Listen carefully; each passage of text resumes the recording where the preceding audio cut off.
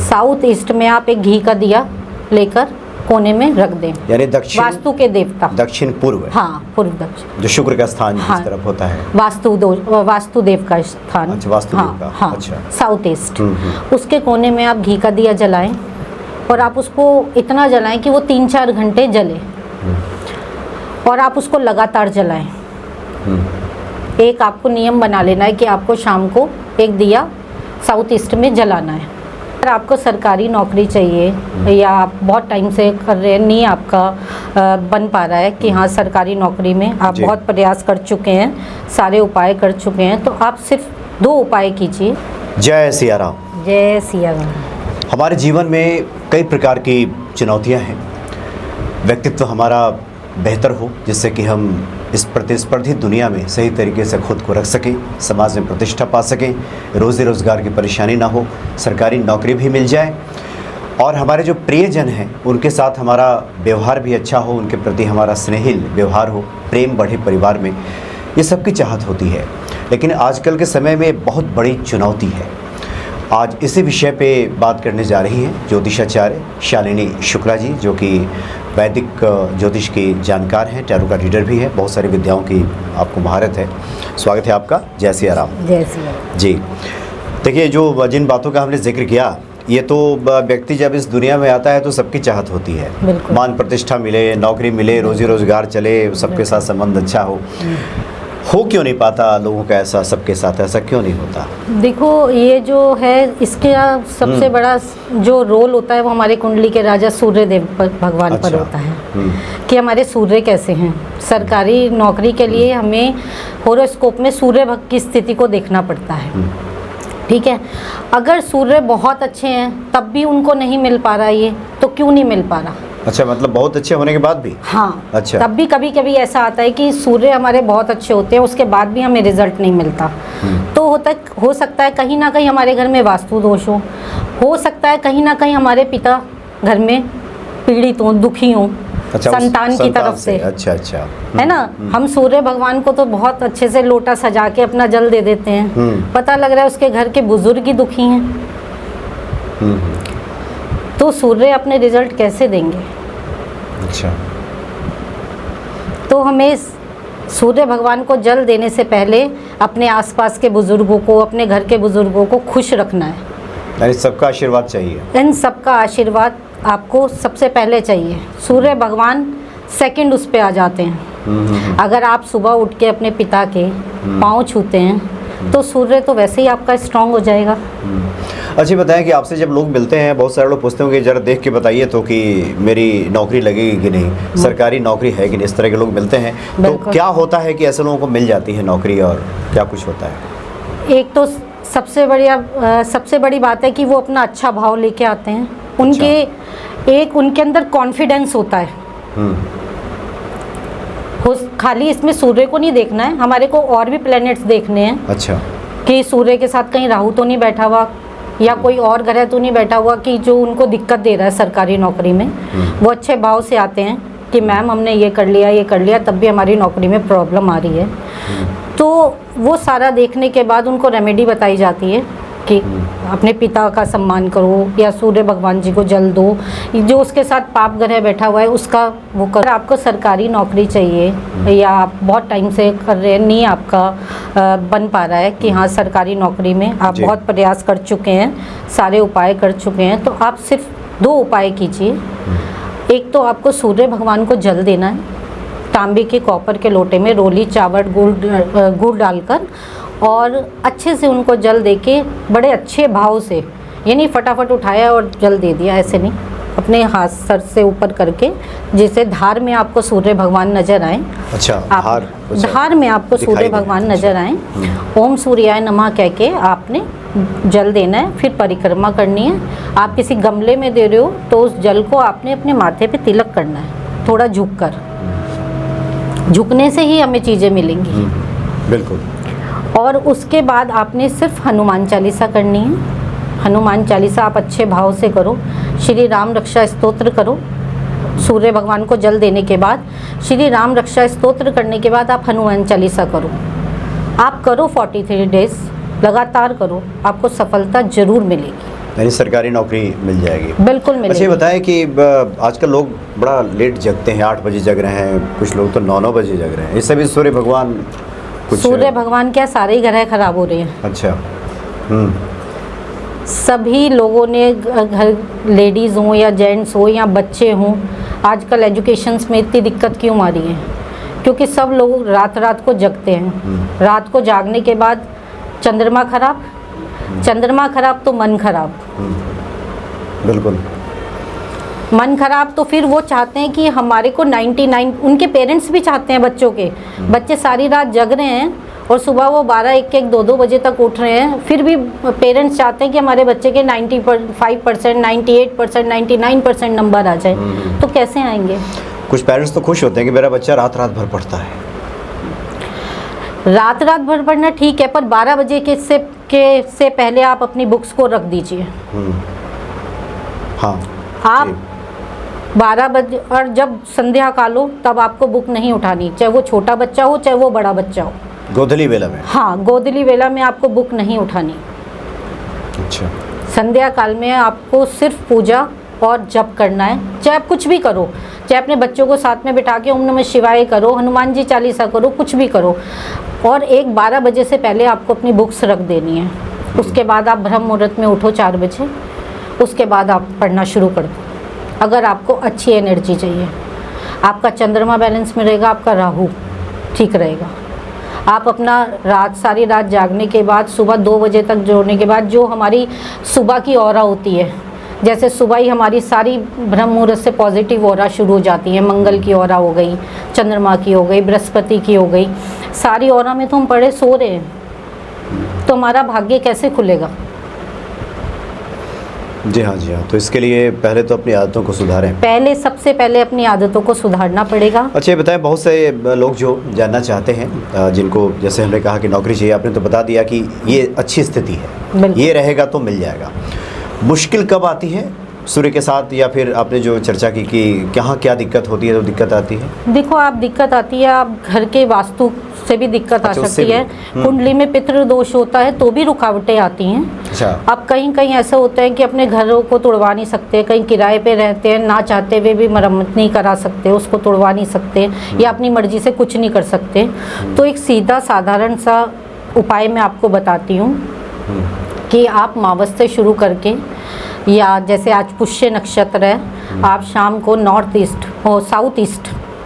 South east में आप एक घी का दिया लेकर कोने में रख दें। यानी दक्षिण, वास्तु के देवता दक्षिण पूर्व है। हाँ, पूर्व दक्षिण, जो शुक्र का स्थान हाँ, जिस तरफ होता है, वास्तुदेव का स्थान। अच्छा, वास्तुदेव का। हाँ, अच्छा। साउथ ईस्ट, उसके कोने में आप घी का दिया जलाएं, और आप उसको इतना जलाएं कि वो 3-4 घंटे जले, और आप उसको लगातार जलाएं।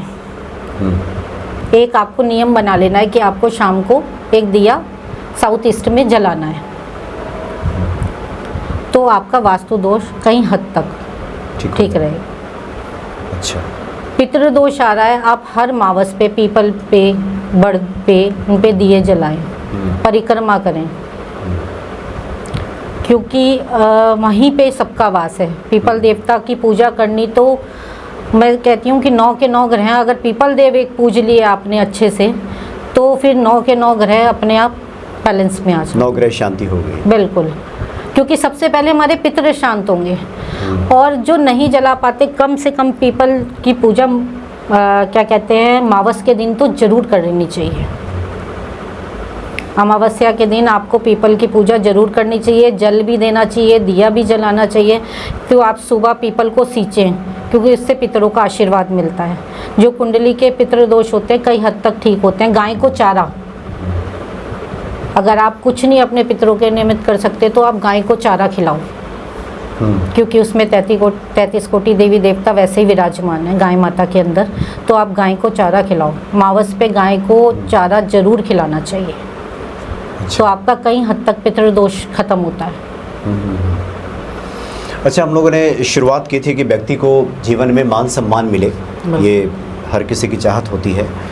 नौकरी चाकरी की तो आपने बात कर ली, तो ये मान सम्मान के लिए भी ये सब जो आपने उपाय बताए, इससे से जुड़ा हुआ है? बिल्कुल काम करेंगे और दूसरी बात, मान सम्मान के लिए पहले हमें अपने घर के बुजुर्गों का मान सम्मान करना पड़ेगा, तब हमें बाहर मान सम्मान मिलेगा।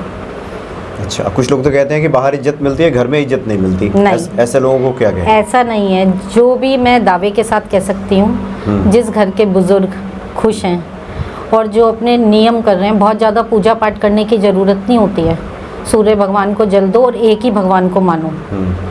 ऐसा नहीं है 50 जगह मान रहे हो और 50 चालीसाएँ कर रहे हो, खिचड़ी नहीं पकानी है हमको।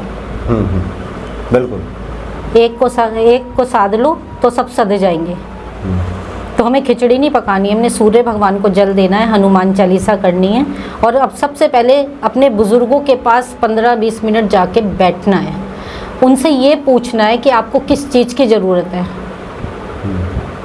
कोई भी रेमेडी मत करो, कहीं पे भी मत जाओ, यही सब रेमेडी है। ये सबसे बड़े उपाय है। अपने बुजुर्गों के पास 10 मिनट 15 मिनट बैठना, इससे बड़ा उपाय जीवन में कोई हो ही नहीं सकता। मेरा खुद का एक्सपीरियंस है। अच्छा, ऐसा भी कोई ग्रहों की दशा दिशा होती है क्या? क्योंकि बहुत सारे लोग लिख के भेजते हैं कि बाहर तो बड़ी प्रतिष्ठा मिलती है हमें, अपने ही घर में इज्जत नहीं है, कुछ ऐसे सब कुछ दोष होता है क्या? जब हम जन्म लेते हैं, जब हमारी कुंडली बनती है ना, लोग उसे कुंडली कहते हैं। एक्चुअली वो में कुंडली नहीं होती, वो हमारा घर होता है। हमें जन्म के साथ हमारा घर मिलता है। अब जैसे हमने कह दिया सूर्य पिता हैं, चंद्रमा माता है, बुध बहनें हैं, मंगल भाई हैं, ठीक है। तो हमें उस टाइम पे ये बता दिया जाता है, जैसे अब पता लग रहा है मंगल के साथ राहु बैठ गया, अंगारक दोष बना दिया, या सूर्य के साथ राहु बैठ गया या केतु बैठ गया कि हाँ जी आपके उसमें पितृदोष है, या चंद्रमा के साथ राहु केतु ग्रहण दोष बता दिया, पितृदोष बता दिया, ठीक है। तो हम जब छोटे होते हैं तब तो हमें भगवान संभालते हैं, पर जब हम बड़े हो जाते हैं, हम दिखाते हैं इतनी परेशानियां आ रही हैं, तो हम कहीं ना कहीं जाते ही हैं कुंडली दिखाने के लिए। तो फिर उसे हमें ये समझ लेना चाहिए कि वो कुंडली में ग्रह नहीं बैठे हैं, वो हमारे सारे रिश्तेदार बैठे हैं। हाँ, वो चारों तरफ जो बैठे हैं 12 घरों में, वो 12 घरों में ग्रह थोड़ी ना है, वो सब रिश्तेदार हैं हमारे, अपने ही हैं। बिल्कुल, सब अपने ही हैं। और अपने कभी चोट पहुँचाते नहीं हैं कि हमारे को शनि ने मार दिया या हमारे को राहु ने मार दिया या हमारा ये खराब। अपना रिश्तेदार कभी आपको चोट नहीं पहुंचाएगा जब तक आपकी तरफ से गलती नहीं होगी। अगर आपके पिता से संबंध अच्छे हैं, आपका सूर्य कैसा भी कुंडली में बैठा हो, आपको रिजल्ट बढ़िया देगा। आपका चंद्रमा, आप माँ की सेवा कर रहे हैं, आपको कभी जीवन में डिप्रेशन नहीं होगा। अगर आप माँ की बात माने, आपको कभी डिप्रेशन नहीं होगा। अच्छा। फोकस, आप अपना पूरा फोकस किसी काम पे लगा देते हैं कि नहीं मुझे ये ही करना है। राहु आपका कभी खराब नहीं होगा, आपकी हेल्प करेगा। अच्छा, एकाग्रचित्त हो गया आपका। बिल्कुल। आपकी यारी दोस्ती अच्छी है, आपकी अपने लेबर से, अपने घर के मेट से, जो भी लेबर जिसमें भी आती है, अगर उसके साथ आपके संबंध बहुत अच्छे हैं, आप पे शनि देवता जी कितनी भी कुंडली में कैसे बैठे होंगे, वो आपको अच्छा ही रिजल्ट देंगे, कृपा करेंगे। तो मेरा ये मानना है कि ये सब रिश्तेदार हैं। हमें ये ध्यान रखना है, अगर मंगल के साथ राहु बैठ के अंगारक दोष बना रहा है, अपने भाई से अपने संबंध को अच्छा कर लो।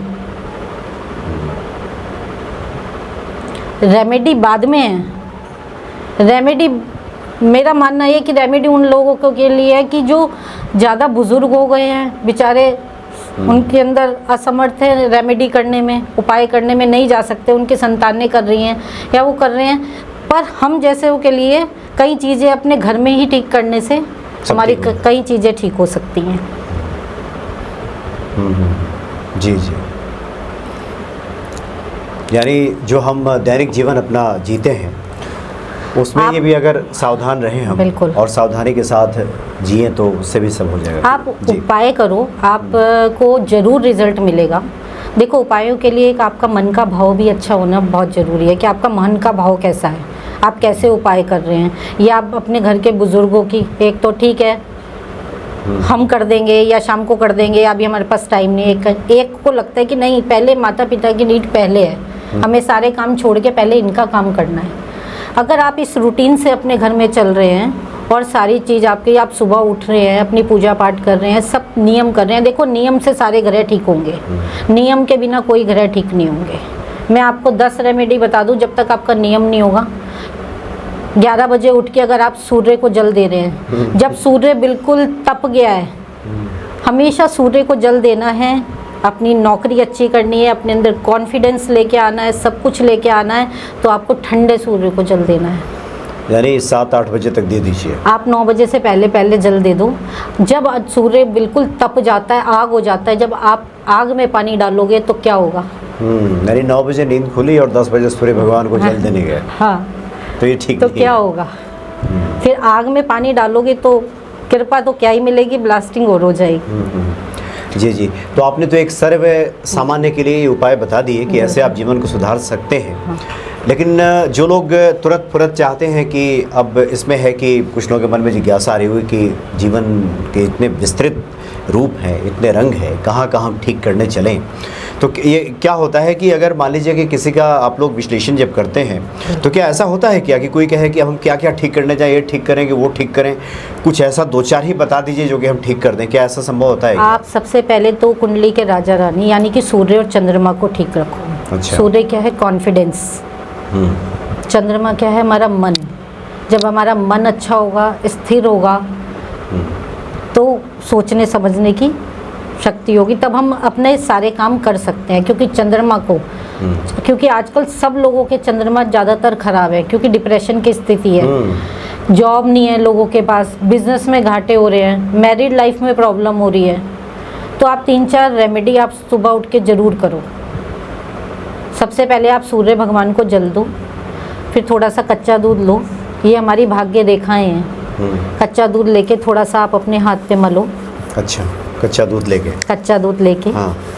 आपके चंद्रमा स्ट्रांग हुए, अपने माता पिता के पाँव छुओ, शिवलिंग पे आप जल चढ़ाओ, क्योंकि शिवलिंग पे जल चढ़ा, जिसका नियम है शिवलिंग पे जल चढ़ाने का रोज, उसके चंद्रमा कभी खराब ही नहीं हो सकते। क्योंकि चंद्रमा को तो भगवान शिव स्वयं मस्तक पे धारण करते हैं, उनके चंद्रमा कभी खराब नहीं हो सकते। कच्चे दूध से हल्का सा अपने हाथ को धो, आपका भाग्य खुलेगा, आपका चंद्रमा ठीक होगा, आपका मन ठीक होगा, ठीक है। और उसके बाद तीसरा जो जरूरी ग्रह है वो बुध है, क्योंकि हमारी कुंडली में बुध का सबसे बड़ा रोल है। क्योंकि बुद्धि ठीक होगी तो सब, राहु केतु शनि सब अपने आप ठीक होगा। दिमाग ठीक है तो सब, बिल्कुल, दिमाग ठीक है तो सब कुछ ठीक है, सब ठीक है। तो आप बुध की रेमेडी करो। देखो, प्रथम पूजा का अधिकार श्री गणेश भगवान जी को मिला है। आप सुबह उठ के गणेश जी को प्रणाम करो, जो भी आपसे बन पड़ता है, दुर्वा है, सब है, कुछ भी चढ़ाओ, गणेश जी की पूजा करो। सूर्य भगवान पे जाओ, गणेश जी की पूजा करो। आपने अगर ये 3 ग्रह कर लिए, आपके जीवन में देखना, पर ये नहीं है कि आप 12 बजे या 11 बजे पूजा कर रहे हो, उसके लिए भी समय है।